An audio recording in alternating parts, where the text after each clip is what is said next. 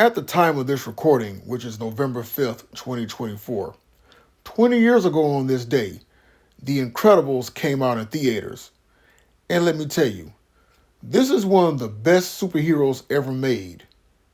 That's neither Marvel nor DC, even though Marvel is owned by Disney, but you get the point. But still, and not only that, this film, in my honest opinion, is exactly what the Fantastic Four should have been. Let me say that again. The Incredibles is exactly what the Fantastic Four should have been. Now, imagine the day of your wedding, you and your fellow superhero, okay? You all going to get married. But, again, come the day of, you have to stop a guy from jumping off a building who wants to take his own life. But also at the same time, you're stopping a supervillain from detonating a bomb in the city. Now, you do the best that you can to save everybody.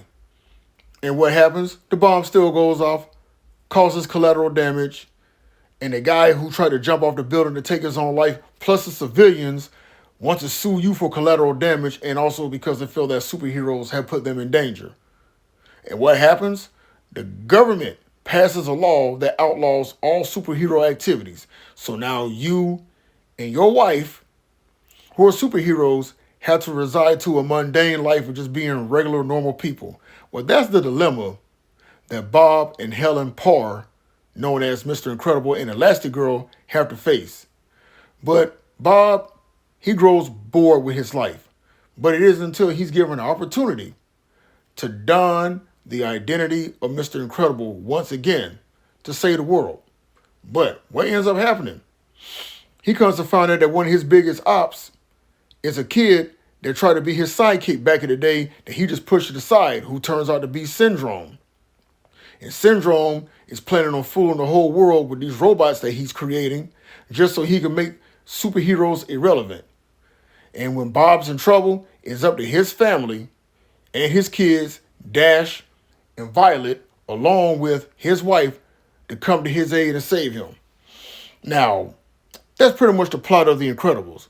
Because overall, I remember when I was in Korea, and I went and saw I went and saw this movie in the theaters. Pardon me, man, because I'm just so excited because I love this movie. I remember watching this in the theaters when I was stationed in Korea. And you want to talk about everybody that was in uniform watching this film had the time of their lives watching this movie. Oh my God. This is definitely, like I said earlier, one of the best superhero films ever created. That's neither DC nor Marvel. And it's been over 20 years. I mean, it has everything going for it. Great story, great action, and the voice acting. Oh my God, you got Craig T. Nelson, you got Holly Hunter, you got Samuel L. Jackson in here as Frozone. I mean, come on. And the whole time I'm watching this, I'm saying, please, Sam, don't say MF in a kid's movie. Come on now, let's keep it kid friendly. But overall, man, The Incredibles is definitely up there as one of my favorite films, be it live action or animated, of all time. And it's been 20 years. If you haven't seen The Incredibles, what are you waiting for? Watch it. And if you have seen it, go back and watch it again. Trust me, it is worth the time to see it. Just my thoughts, just my opinion, and as always, just saying.